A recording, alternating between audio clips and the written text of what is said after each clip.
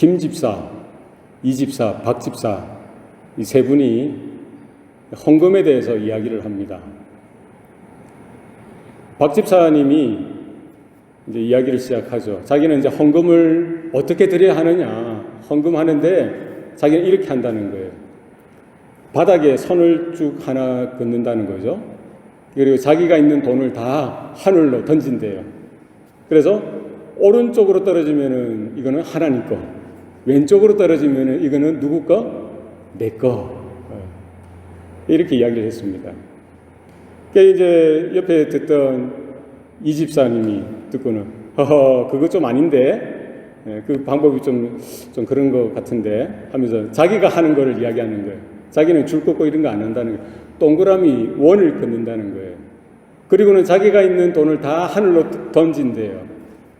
그래서 이 동그라미 원 안에 들어오는 것은 하나님 거, 동그라미 원 밖에 있는 것은 내 거, 이렇게 한다는 거죠.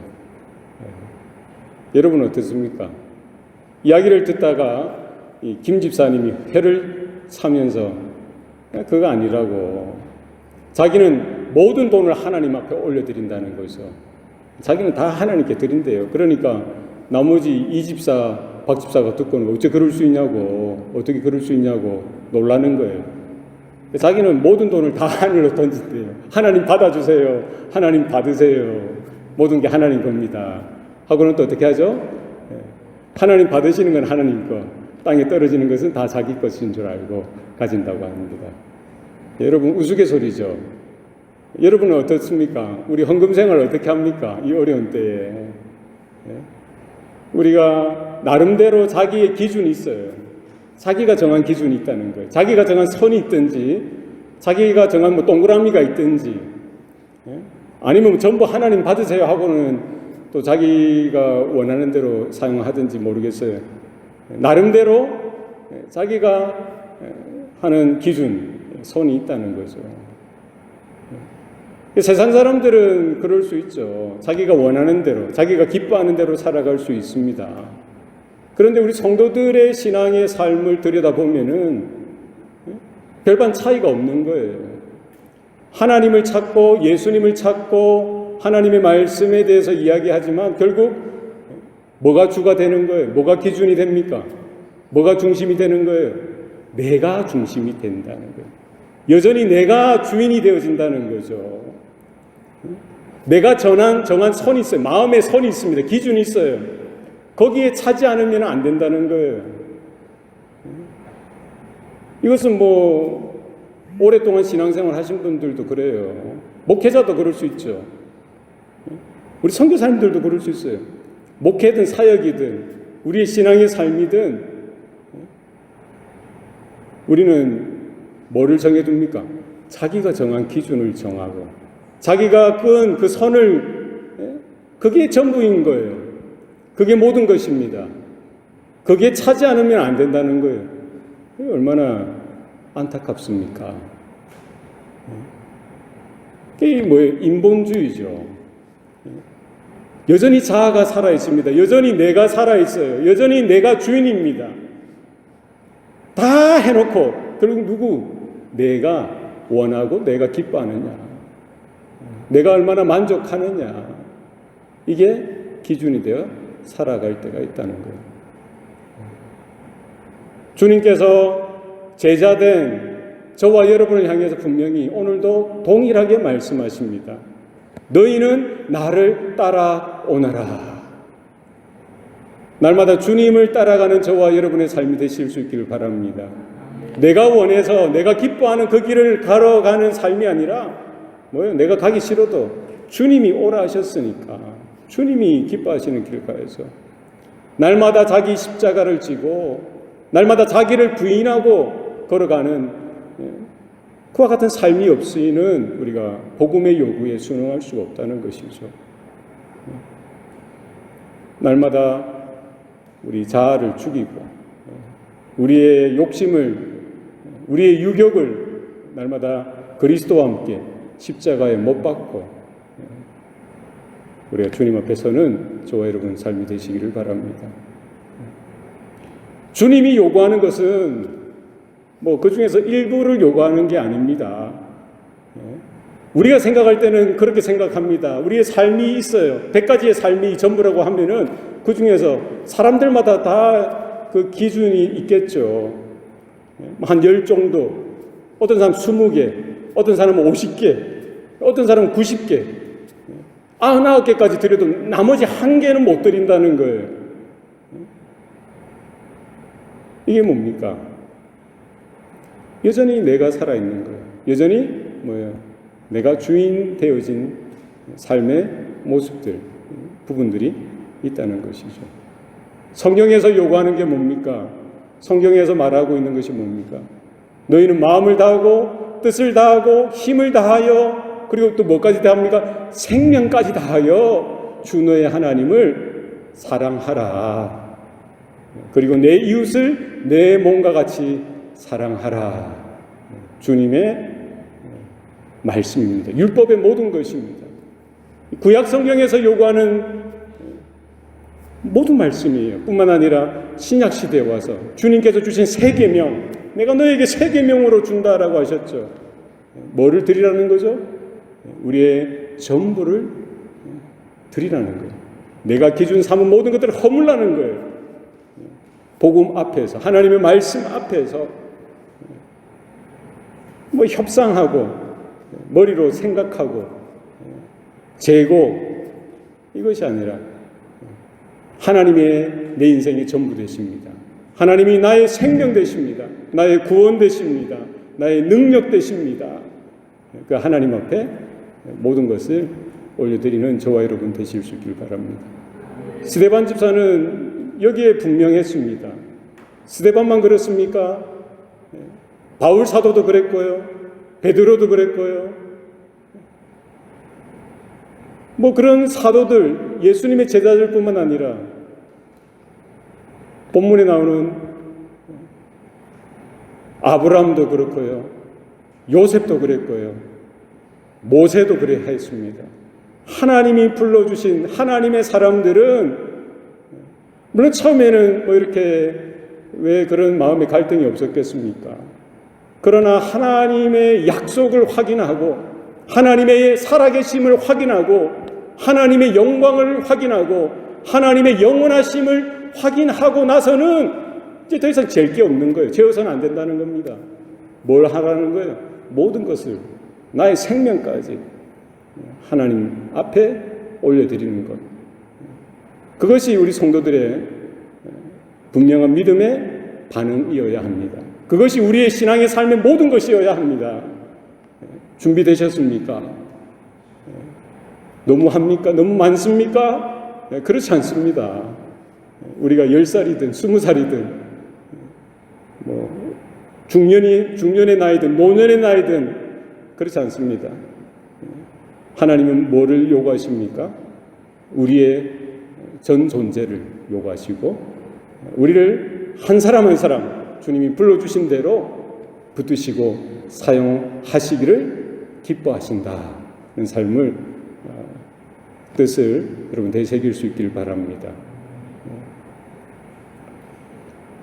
스데반 집사는 모든 걸 드렸죠. 결국 마지막에 유언이 뭐가 됐습니까? 복음이 되었어요. 하나님의 말씀이 되었습니다. 생명의 말씀이 되었어요. 그리고는 무엇까지 드립니까? 자기의 젊음을 드리죠. 자기의 목숨까지 아낌없이 드려지게 되어진다는 것입니다. 이와 같은 삶이 가장 의미 있는 삶이고 또 하나님의 기뻐하시는 삶인 줄로 믿습니다. 우리가 얼마나 사느냐, 얼마나 부유하게 사느냐, 얼마나 많은 것을 누리고 얼마나 높은 자리까지 올라가야 가서 사는 것이 좋은 삶이냐, 그렇지 않습니다. 하나님께서 허락하신 그 자리에 주님만을 바라보며 믿음으로, 절대적인 믿음으로 하나님의 절대적인 은혜 가운데 서서 하나님의 불러주심 가운데 날마다 하나님의 부르심 앞에 하나님께서 맡겨주신 그 자리를 감당하고 주님이 걸어가라 하신 그 길을, 주님이 걸어가신 그 길을 끝까지 양보하지 아니하고 우리가 걸어갈 때에 주님께서 영광 받으시고 아버지께서 영광 받으시는 삶이 되시는 줄로 믿습니다. 지난주에는 이 복음의 능력에 대해서 살펴봤죠. 복음의 능력. 복음은 모든 믿는 자들에게 구원을 주시는 하나님의 능력이 됨이라. 여러분 믿습니까? 복음은 뭐예요? 하나님의 능력이라는 거예요. 하나님이 구원하시고요. 하나님이 역사하시고 하나님이 계획하셨던 대로 이루어 가시는 하나님의 능력이 된다는 사실입니다. 그 누구도 이 하나님의 구원의 흐름, 그리고 구원의 물줄기를 이렇게 막을 수가 있습니까? 막을 수 없습니다. 하나님의 때에 하나님은 하나님의 방법으로 하나님께서 역사하신다는 거예요. 때로는 간접적인 방법들을 사용하시죠. 때로는 직접적으로 하나님이 개입하시는 거예요. 오랫동안 참으시고요. 오랫동안 기다리십니다. 그런 시간들이 참 무모하다 할 정도로 기다리시는 거예요. 그냥 빨리 하면 좋을 텐데 그건 우리의 생각이죠. 하나님은 오랫동안 기다리시고 그리고 하나님의 때에 하나님은 하나님의 구원의 일들을 해나가신다 사실입니다. 복음은 하나님의 능력이 되는 줄로 믿습니다. 우리 모든 성도들 가운데 다른 것은 조금 부족할 수 있을지 모르겠습니다. 부족해도 뭐 어떡하겠어요. 그러나 뭐만은 분명해야 됩니까? 예수 그리스도의 피 묻은 복음, 하나님의 능력이 여러분 개인의 삶 가운데, 여러분 가정 가운데, 우리 교회 가운데 함께 하시는 줄로 믿습니다. 복음의 능력 가운데서는 저와 여러분 되실 수 있기를 바랍니다. 뿐만 아니라 이 복음은 뭐예요? 스데반 집사가 죽으면서까지 증거했던 것이죠. 제자들도 다 그 길을 걸어갔습니다. 사도 바울도 뭐예요? 다른 것은 전하지 않겠다는 것이죠. 다른 것은 전할 수 없다는 거예요. 다른 데는 관심이 없는 거예요. 오직 뭐만을 증거하겠다는 거예요. 우리는 그리스도의 십자가의 죽으심을 전하겠다는 거예요. 다른 것은 전하는 것 아니죠. 뭐예요? 오직 그리스도의 십자가의 죽으심을 전하겠다는 거예요. 그러나 이 복음만을 전하겠다는 것이죠. 그러나 그것은 뭐예요? 유대인에게는 거리끼는 것이요, 이방인에게는 어리석은 것이다. 그러나 하나님의 부르심을 받은 자들에게는 하나님의 능력이요, 하나님의 지혜가 되느니라. 여러분 믿습니까? 복음은 뭐라는 거예요? 하나님의 능력일 뿐만 아니라 또 뭐가 된다는 거예요? 하나님의 지혜가 되어진다는 것입니다.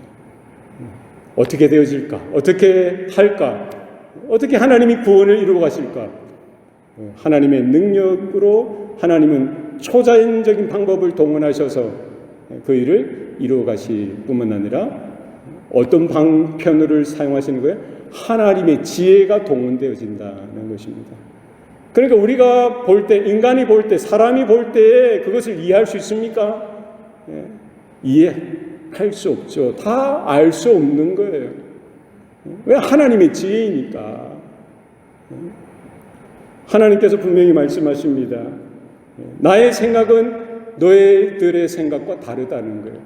하늘이 땅보다 높은 같이 나의 생각은 너희들의 생각보다 높다라고 말씀하십니다. 그러니까 우리가 하나님의 은혜로 하나님의 구원의 그 일들을 깨달을 수 있는 것, 그것이 은혜인 줄로 믿습니다. 그 깨달을 수 있으면 얼마나 은혜입니까? 그러나 대부분 그것을 알지 못합니다. 하나님을 어떻게 이해하겠어요? 하나님의 존재에 대해서 어떻게 설명하겠습니까? 하나님의 성품에 대해서, 하나님의 거룩하심이나 하나님의 사랑, 하나님의 영원성에 대해서, 하나님의 존재에 대해서 어떻게 설명하고 그것을 다 이해할 수가 있겠습니까? 하물며 하나님의 구원하시는 일들에 대해서 어떻게 우리가 다 깨닫고 이해할 수가 있겠느냐는 것이죠. 어떻게 설명할 수 있겠어요? 설명할 수 없는 거예요.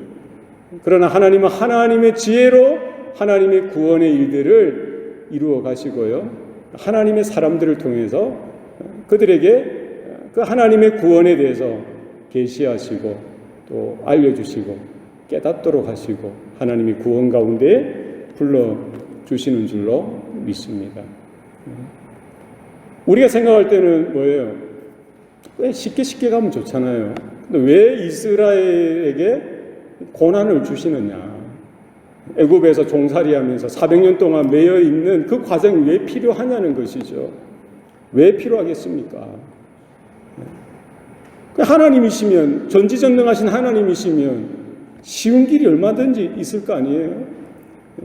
왜 이스라엘에게 그렇게 요셉을 알지 못하던 새로운 왕이 세워지게 되어지고 그가 이스라엘 민족을 미워하게 하고 또 그들을 박해하고 핍박하고 어린아이들, 이제 남자아이들이 태어나면은 강에 버려서 죽도록 만들고 민족 말살, 얼마나 끔찍한 일들입니까?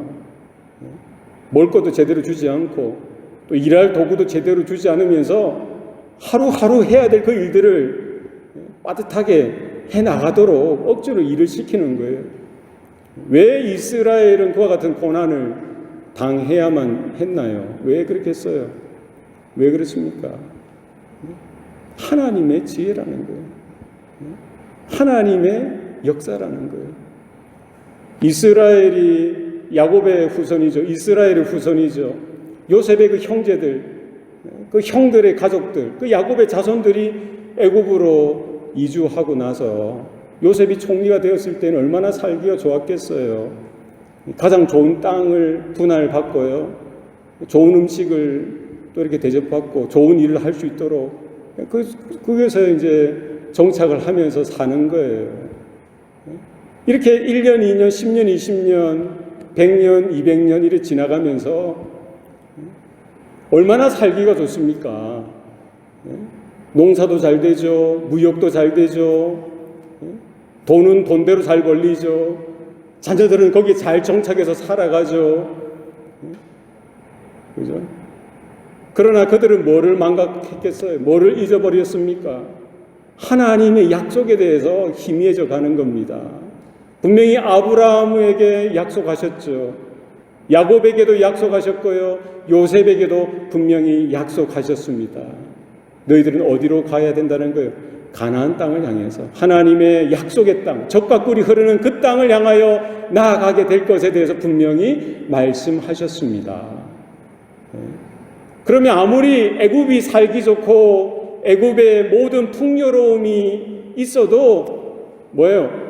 애굽에 그냥 빨려 들어가면 안 되는 거예요. 애굽에 다 정착해서 그냥 애굽화가 되어버리고 세속화가 되어서 하나님의 언약과는 별개로 그렇게 살아서는 안 되었던 것입니다. 그러나 이스라엘은 뭐예요? 우리도 그렇죠. 힘들고 어려워야만 뭐를 찾는 거예요? 하나님을 찾게 되더라는 거예요. 배가 부르고 먹을 거 걱정하지 않고 등 따시고 자녀들 걱정 안 하고 뭐 돈 그거 1불 2불이 아니라 뭐 1000불 10,000불 그 이상의 돈이 쌓여져 있으니까 걱정할 게 없는 거예요. 더 이상 가나안에 미련이 없습니다. 더 이상 하나님의 언약에 관심이 없는 거예요. 더 이상 천국에 대해서 관심이 없습니다. 뭐가 더 중요한 거예요? 이 땅의 삶이 더 중요한 거예요. 애굽이 더 중요한 거예요. 현실이 더 중요한 거예요. 오늘 나의 삶이 더 중요한 겁니다. 그게 이스라엘만 그랬겠어요? 오늘날 우리들도 마찬가지라는 거예요. 예전에 그런 말을 들었습니다. 중남미에 이민을 오신 분들 가정을 보면은요, 그 자녀들이 다 한국말을 잘한대요. 들으셨습니까? 저기 뭐 파라과이라든지 아르헨티나라든지 거기 이민교회가 있죠. 거기 자녀들은 당연히 스페니시나 뭐 포르투갈어나 뭐 이런 자기들 그쪽의 그 지역의 언어를 잘할 뿐만 아니라 한국말도 한국에 있는 그 학년만큼 잘한대요. 근데 미국에는 대부분 뭐 LA뿐만 아니라 어디든지 우리 이민자들은 뭐예요? 한국말 다 까먹는다는 거예요. 왜 그럴까?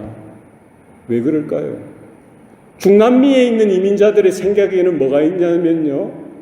물론 미국으로 바로 왔으면 좋은데 올 형편이 안 되니까 이제 중남미로 갔죠. 그 생각은 그거예요. 여기가 종착지가 아니다라는 생각이 있다는 거예요. 언젠가는 한국으로 가든지 언젠가는 어디로 간다는 거예요. 미국으로 갈 거라는 생각이에요. 자기는 그냥 잠깐 여기 장사 비즈니스 하러 왔다는 거예요. 그러니까 자녀들에게는 뭘 똑같이 가르치는 거예요? 한국말을 똑같이 가르치다는 거예요. 그게 정착지가 아니라는 거예요. 그럼 미국에 이민 오신 분들은 뭐예요? 여기가 최종 정착지가 되어버린 거예요.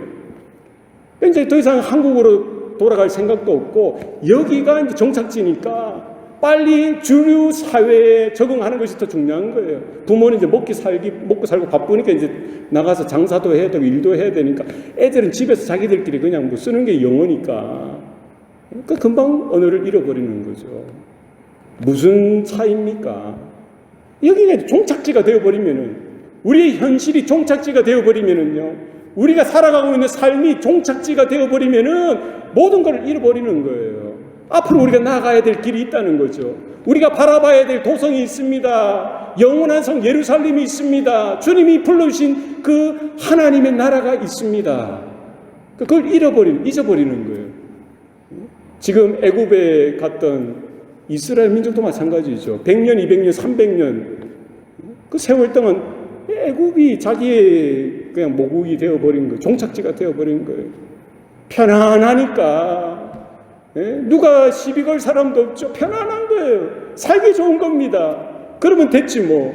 하나님의 언약이 뭐가 필요 있어요? 아브라함에게 약속하셨던 그 약속이 뭐가 필요 있습니까? 야곱에게 약속하시고 요셉에게 말씀하셨던 그 예언이 뭐가 필요 있습니까? 다 필요 없는 거예요. 여기가 좋사오니 그냥 그 자리가 그건 뭐 그런 거죠. 우리도 마찬가지입니다. 여러분이 소원하는 대로 뭐 돈이 생기고 물질이 생기고 명예가 생기고 여러분의 출세길이 열리고 자녀들이 다 잘 되고 다 원하는 대로 다 되어 보세요. 하나님을 찾겠습니까? 하나님의 나라를 바라보겠습니까? 하나님의 본향을 기대하며 소망하며 간절함으로 살 수 있겠습니까? 목사님, 저는 그럴 수 있습니다. 일단은 전화 보세요. 제가 드리면은 하나님 주시면은 여러분이 그런 간절함으로 사시겠죠. 사실 수 있겠죠. 결코 그럴 수 없는 게 인간입니다. 저라고 배울 수 있겠습니까? 하는 것마다 잘 되고요. 목회도 잘 되고 여러 가지 것들 다 잘 되고 뭐 신경 쓸 거 걱정할 거 없으면은 뭐예요? 하나님도 찾지 않는 거예요. 하나님께서 그런 이스라엘에게 뭐를 주셨어요? 하나님이 아브라함에게 약속하신 때가 가까웠다는 거예요. 지금까지는 편안하게 세속화되어지고 세상에 그냥 정착하여서 그곳이 종착지인 것처럼 살았던 이스라엘에게 하나님은 하나님의 때가 이제 곧 되었다는 거예요. 그리고는 하나님께서 일하시는 거죠. 누구를 세우십니까? 누구를 허락하신 거예요? 요셉을 알지 못하는 새 임금을 애굽의 왕으로 세우도록 하시고요. 지금까지 자유롭고 편안하고 풍요로웠던 삶이 하루아침에 바뀌어버리는 거예요. 핍박과 박해와 억압과 착취와 못살게 굴고 결국 뭐예요? 인종 말살 정책을 펴죠. 눈꼴 셔서 못 보겠다는 거예요. 이스라엘 민족이 잘 되는 걸 못 보겠다는 거예요. 그런 마음을 하나님이 허용하셨고요. 그들을 이제 죽이려고 싹을 자른다고 하죠. 씨를 말린다고 하죠. 그런 정책을 쓰도록 하는 거예요. 얼마나 끔찍합니까? 그러니까 이스라엘이 눈이 번쩍 뜨이는 거예요. 정신이 번쩍 뜨는 겁니다. 이게 안 가벼. 이래서는 안 되는구나. 뭐를 생각하게 되는 거예요? 왜 우리가 이 자리에 있는 것인지, 이 자리에서 우리가 지금 뭘 하고 있었는지, 왜 이런 고난이 생겼는지, 왜 이런 환난이 생겼는지, 왜 이런 어려운 일들이 생겼는지 뭐를 기억하게 됩니까? 아브라함을 기억하고 아브라함에게 주셨던 그 언약을 기억하게 되어지고요. 하나님을 찾게 되어지는 거예요. 잘 살 때는 하나님을 누가 찾겠어요? 힘들고 어렵고 고단하고 정말 살기 힘들면은 숨이 꼴깍꼴깍 이렇게 넘어가면 누굴 찾습니까? 예. 예. 그래서 하나님을 찾는 거죠. 무신론자도 그렇습니다. 무신론자, 하나님 없다, 신은 없다라고 하는 사람도요, 정말 죽을 일이 쌓였을 때, 정말 죽게 되어지는 그 위기 일보 직전에 누구를 찾습니까? 여러분 누구를 찾습니까? 아버지 이렇게 부르는 사람도 있어요. 어떤 사람은 엄마 부르는 사람이 있어요. 예. 그리고 누구를 부릅니까? 하나님 찾는 거예요. 절간에 있는 스님도 절벽에서 미끄러져서 대롱대롱 매달려 죽을 때에는 뭐예요? 여러 사람들 찾다가 찾을 사람 없으면 누굴 찾게 됩니까? 누굴 찾아요? 예. 머리 빡빡한 스님인데도 하나님 찾는 거예요. 하나님. 그러니까 완전한 무신론자는 없다는 거예요. 결국 우리 인생의 주인은 누가 되십니까? 하나님이 되시는 거예요. 이제 노예가 되어지고 환란이 몰려오고 박해가 몰려오고요. 이제 죽을 일이 쌓이니까 이스라엘은 하나님을 향하여 부르짖습니다. 아버지, 하나님이요. 배부를 때는 몰랐어요. 돈이 있을 때는 몰랐습니다. 평화로울 때는 몰랐어요. 문제가 겹겹이 몰려오고 이제 자기는 할 게 없는 거예요. 할 수 있는 게 없습니다. 뭐가 도움이 되겠어요? 누가 힘이 되겠습니까? 제 남은 분은 하나님 한 분밖에 없는 거예요. 그러니까 부르짖어 하나님을 찾고요.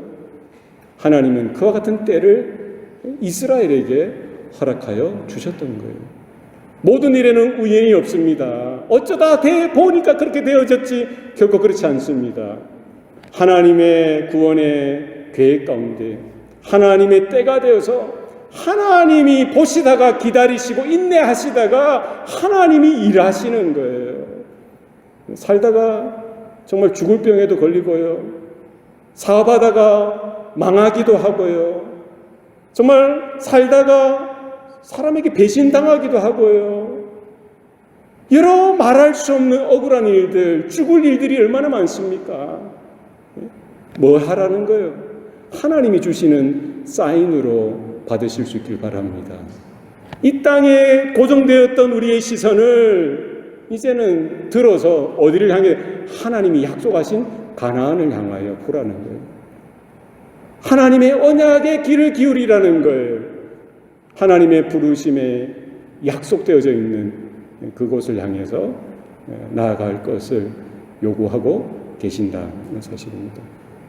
여러분, 하나님의 지혜입니다.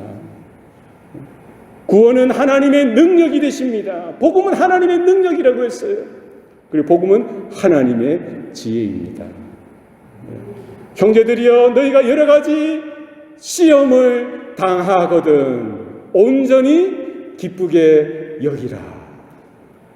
여러분, 여러 가지 시련들, 힘들고 어려운 일들, 정말 감당하기 어려운 그런 상황들 얼마나 힘이 듭니까? 치가 떨리는 거예요. 마음이 무너집니다. 괴롭습니다. 탄성이 절로 나는 거예요. 한숨이 절로 쉬어지는 겁니다.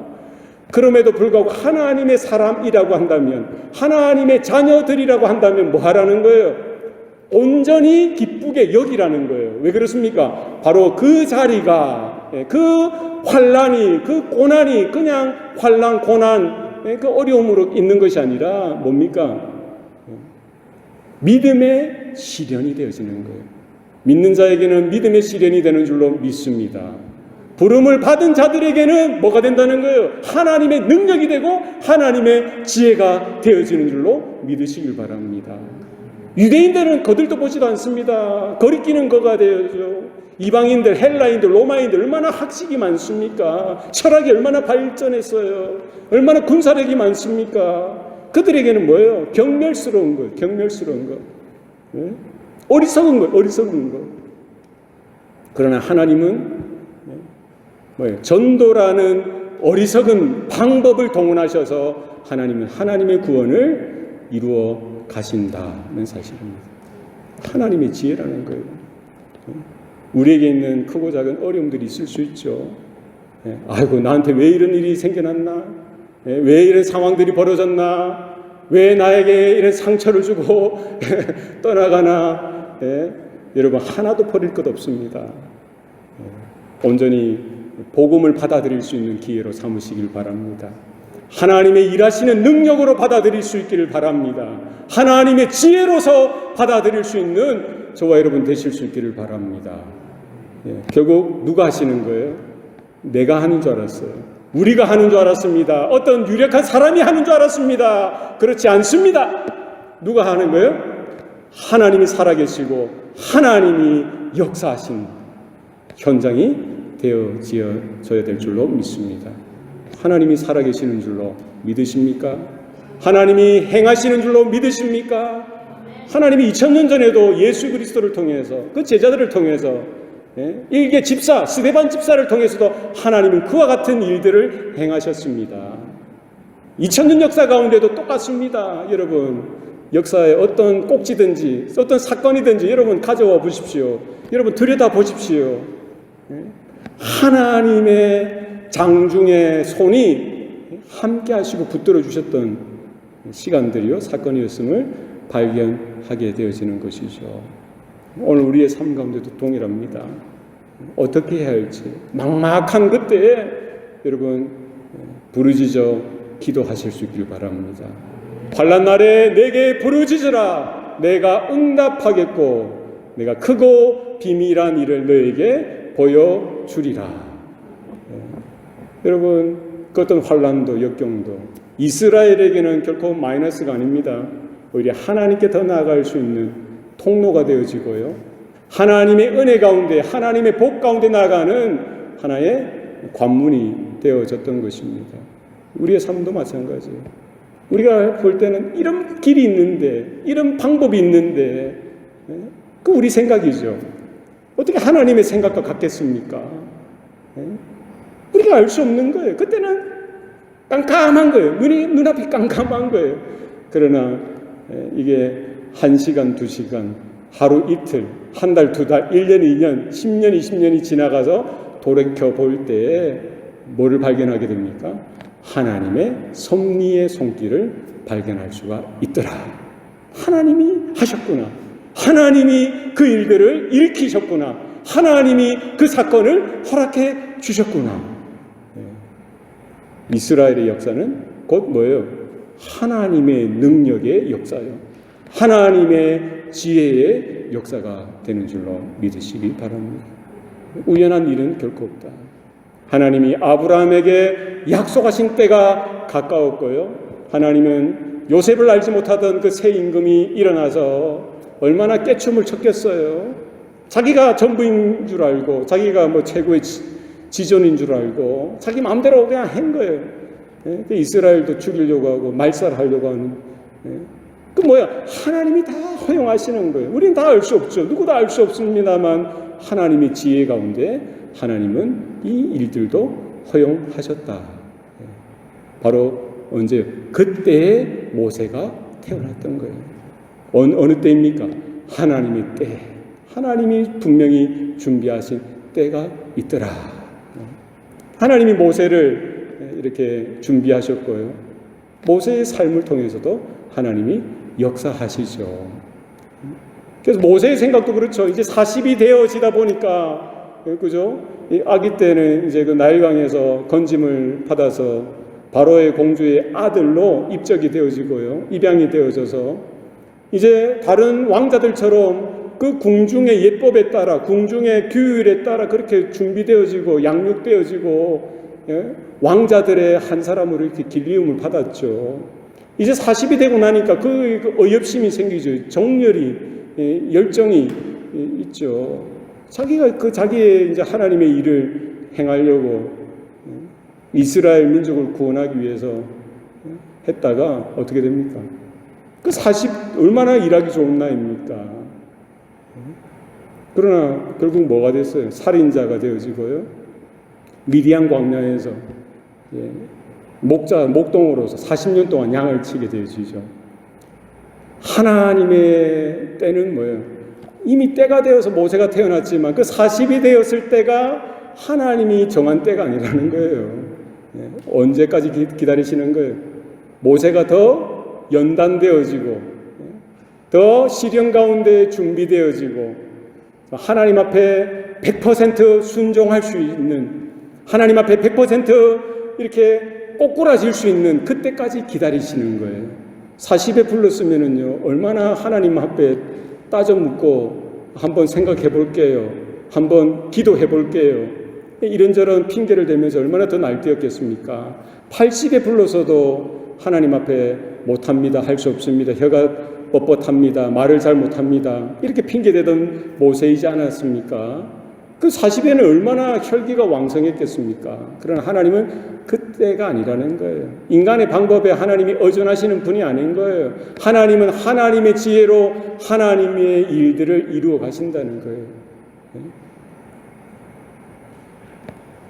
하나님의 지혜라는 거예요. 세상에 가장 어리석은 것을 붙들고 세상에 가장 지혜로운 것들을 부끄럽게 하신다고 했어요. 세상에 가장 연약한 것들을 붙들어서 세상에 가장 강한 것들을 부끄럽게 하시리라. 누가 그렇다는 거예요? 하나님이 그러시다는 거예요. 뭐라는 겁니까? 이 모든 시대, 모든 사건의 주인은 사람이 될 수가 없고 누구라는 것이죠? 오직 여호와 하나님 한 분 되신다. 이 사실을 확인하고 인정하고 깨닫고 하나님의 부르심 앞에 자신의 모든 자아를 꺾어버리고 자신의 모든 사견을 꺾어버리고 자신의 모든 주장과 자신의 모든 철학과 의견을 꺾어버리고 전적으로 하나님의 부르심, 하나님의 뜻, 하나님의 말씀에 100% 복종할 수 있을 때까지 기다리는 거예요. 한 알의 밀알이 열매를 맺기 위해서는 어떻게 해야 됩니까? 그대로 있어서는 열매 맺을 길이 없습니다. 아무리 여러분 좋은 환경에 갖다 놔보세요. 열매 맺습니까? 그 어떤 씨도 열매 맺을 수 없어요. 언제 열매를 맺기 시작합니까? 땅에 묻혀져야 돼요. 땅에 묻어져서 썩어져서요. 썩어지면 그제서야 싹이 나고요. 자라서 많은 열매를 맺는다는 거예요. 예수님의 십자가가 그러하였습니다. 예수님의 죽으심의 비밀이 그러한 것입니다.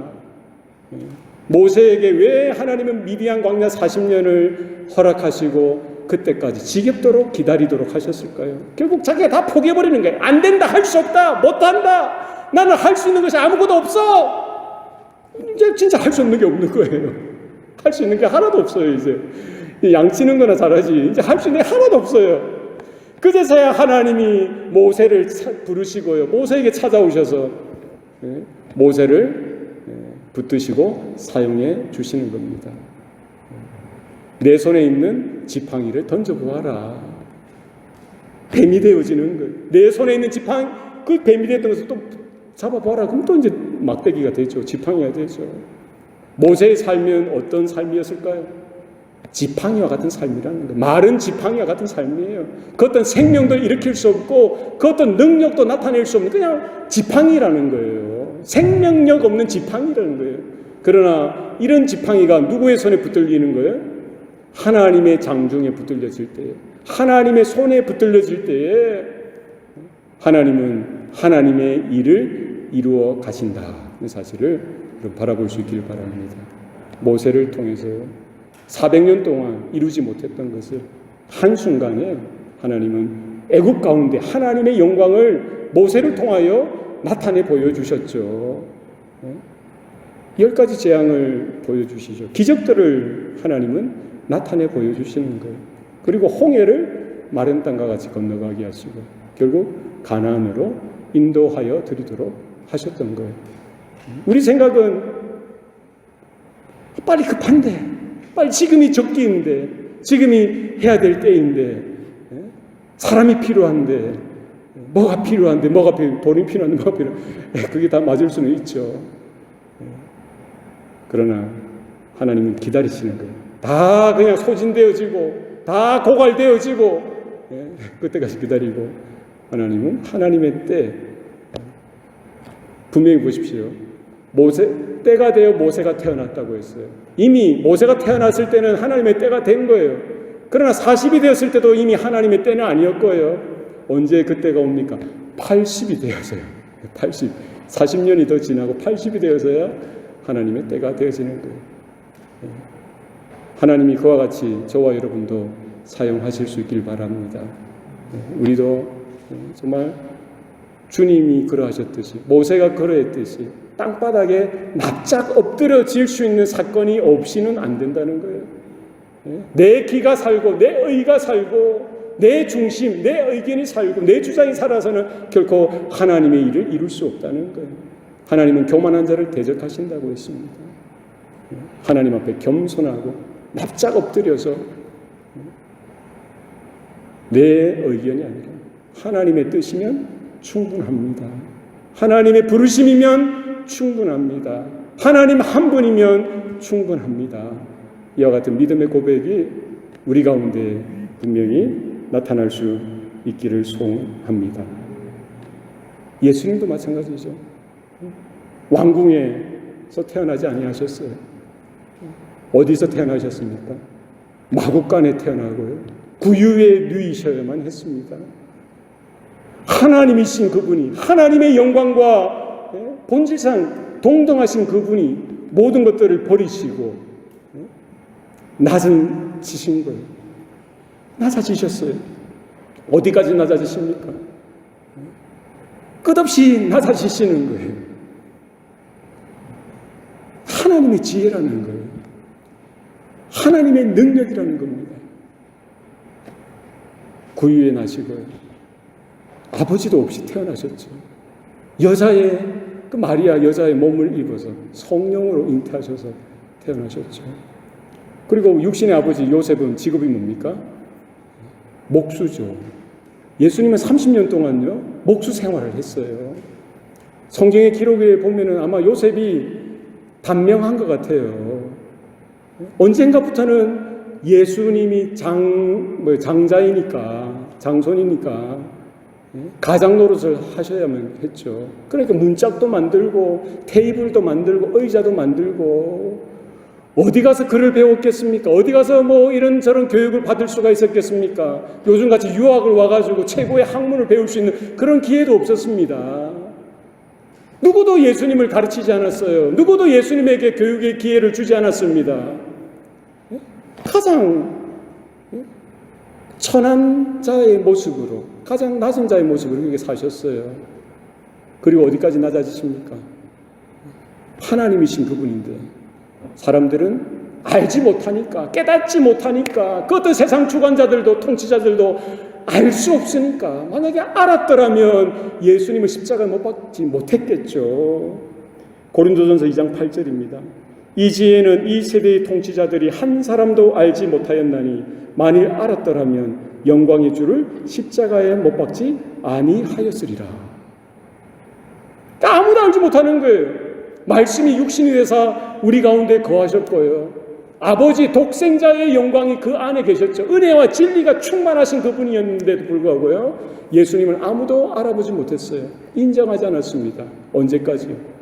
끝까지 모함을 하고 모략을 하고 조롱을 하고 예수님을 핍박하는 거예요. 얼마나 기가 찰노르십니까? 나중에 그런 사람들이 하나님 앞에, 영광스러운 주님 앞에 갔을 때 그 상황을 한번 상상해 보십시오. 얼마나 기가 찰노릇이에요. 얼마나 끔찍한 상황이 벌어지겠어요. 어리석은 거예요. 알지 못하니까, 알 수 없으니까. 그렇죠. 막 하는 거예요. 자기가 하는 일이 무엇인지도 모르고 막 하는 거예요. 결국 뭐예요? 십자가에 못 박으라, 십자가에 못 박으라, 십자가에 못 박으라. 네가 메시아가 아니냐, 네가 하나님의 아들이 아니냐, 그러면 십자가에서 내려와 보라. 우리가 믿겠노라. 자기가 믿겠대, 믿어주겠대. 얼마나 어리석은 말이고 얼마나 무지막지한 말입니까? 자기가 믿지 않은들 어떡하겠어요? 자기가 믿거나 안 믿거나 자기 영원한 운명에 그게 좌우되어지는 것이지, 예수님에게 그 어떤 손끝에 털끝 하나라도 해가 되겠습니까? 우리가 그런 식으로 사는 거예요. 하나님 앞에 막 해드리고, 하나님 이거 안 들어주시면 나 교회 안 나가요. 하나님 이거 안 들어주시면 나 안 믿어요. 자기가 무슨 말 하는지도 모르고 그냥 그렇게 하는 거예요. 얼마나 어리석습니까? 두려워해야 되는데 모르는 거예요. 일반 사람은 그렇다 칩시다. 누구까지 그래? 바리새인들, 서기관들, 장로들, 제사장들, 종교 지도자들까지 그래요. 율법을 받은 자들, 율법을 공부했던 자들이 그래요. 율법을 가지고 있으면 뭐합니까? 전혀 쓸모없는 거예요. 결국 하나님이 구약을 주시고 율법을 주셨던 이유는 뭡니까? 단 한 가지예요. 너희 능력으로 너희 자신을 스스로 구원할 수 없다는 거예요. 그것을 깨달으라는 거예요. 너희들의 죄를 율법을 통해서 발견하고 깨달으라는 거예요. 절망을 느끼라는 거예요. 내 힘으로, 내 지혜로, 내 능력으로 할 수 있는 것이 아무것도 없구나. 이것을 깨달으라는 거예요. 그리고 어디로 가라는 거예요? 예수님의 십자가 앞으로 나가라는 거예요. 예수님의 은혜 앞으로 나가라는 거예요. 그런데 뭐예요? 율법을 받았죠. 구약을 받았음에도 불구하고 그들은 깨닫지 못하는 거예요. 율법을 가졌으면 그것으로 자신의 죄책감을 느끼고 죄를 깨닫고 통회하고 아이고 어떡하나 머리를 밀고 털을 다 밀고 흰옷을 입고 죄를 뿌리고 이렇게 막 통곡해야 되는데 그러지 않죠. 율법을 가지고 뭐예요? 자랑하기 시작하죠. 자랑질. 내가 이 율법을 우리 조상이 언제 때부터 몇 대 크리스찬인데 자랑질. 내가 장로인데 집사인데 목사인데 뭔데 자랑질하는 거예요. 그럼 뭐 한다는 거예요? 그게 뭐예요? 하나님이 이스라엘에게 율법을 주셨던 거는요, 깨달으라는 거예요. 자기 힘으로는 할 게 없다는 거예요. 모든 사람이 죄를 범하였으니 하나님의 영광에 이르지 못하더니 이 죄를 깨닫고 이 죄를 발견하고 자신의 무능력을 발견하고 전적인 타락함을 발견하고 통곡하고 하나님 앞에 옥구라져서 율법과 선지자가 이렇게 가리키고 있는 그리스도 메시아를 향해서 눈을 돌리고요. 그 그리스도를 향하여 무릎을 꺾고 꼬꾸라지고 내가 어떻게 해야 합니까? 그 복음 앞에 서야 되는데 그리스도 앞에 서야 되는데 그러지 못하는 거예요. 이 어리석은 것이죠. 메시아이거든 하나님의 아들이거든 내려와 봐라. 그러면 내가 믿어주겠다 믿겠다. 무슨 말 하는지도 몰라요. 대도 않은 말을 하는 거예요.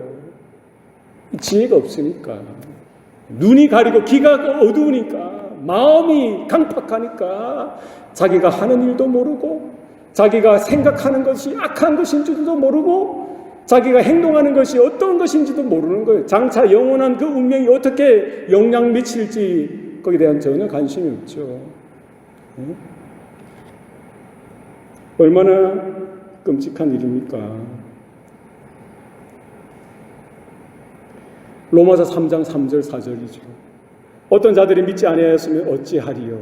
그 믿지 아니함이 하나님의 미쁘심을 배하겠느냐? 내가 믿어줄게. 어떻게 하면 믿어줄게? 아니 나는 안 믿어. 못 믿겠어. 안 믿을 거야. 아무리 안 믿는다고 해보세요. 안 믿겠다고 하는 그 믿지 못함이 믿지 아니함이 하나님의 미쁘심을 배할 수 있느냐는 거예요. 지가 안 믿는다고 해서 내가 뭐 안 하겠다 못 하겠다 뭐 하나님을 인정하지 않겠다 못 믿겠다 한다고 해서 하나님의 미쁘심을 만에 하나 억만 분의 하나라도 훼손되게 할 수 있냐는 거예요. 결코 그럴 수 없다는 거예요. 결코 그럴 수 없다는 거예요. 자기가 믿고 안 믿고 그게 무슨 상관입니까?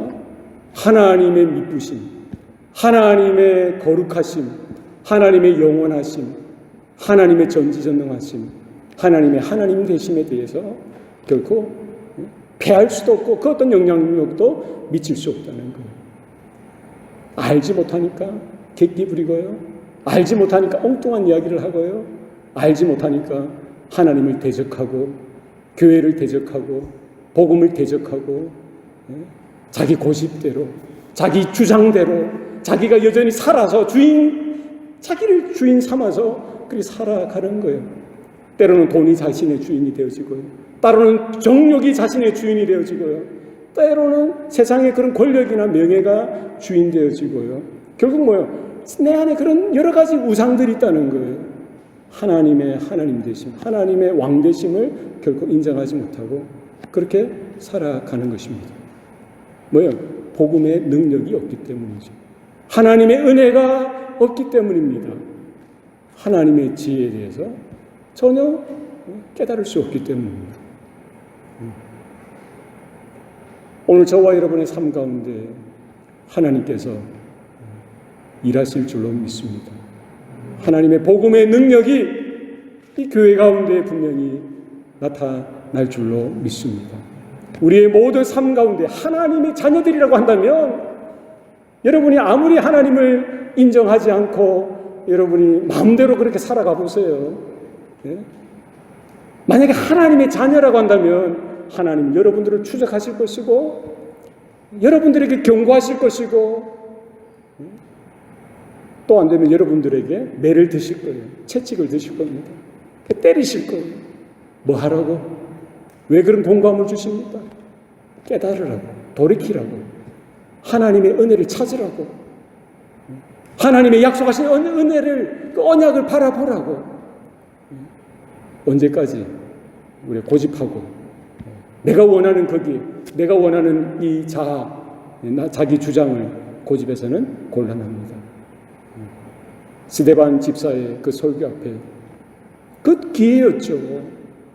사내들인 공회원들은 하나같이 다 분을 내고 이를 갈면서 결국 뭐 나중에는 또 어떻게 된지 모르겠어요. 하나님의 분명한 기회였음에도 불구하고요, 복음을 대적하고 하나님의 사람을 대적하고 결국 하나님을 대적하는 거예요. 결코 넘지 말아야 될 선을 넘어버리는 것이죠. 자기 마음대로 살아서는 안 된다는 것이죠. 오늘 우리의 삶 가운데 하나님이요, 우리를 연약하게 만들고 우리를 어리석게 만들고 우리를 하찮은 존재로 만들었던 하나님의 뜻이 계시겠죠. 그러나 하나님의 장정에 붙들려서 쓰임받고 주님의 몸된 교회를 드러내고 아버지의 나라를 확장시키는 그 일에 온전히 쓰임받는 저와 여러분의 삶이 되시기를 축복합니다. 기도하시겠습니다.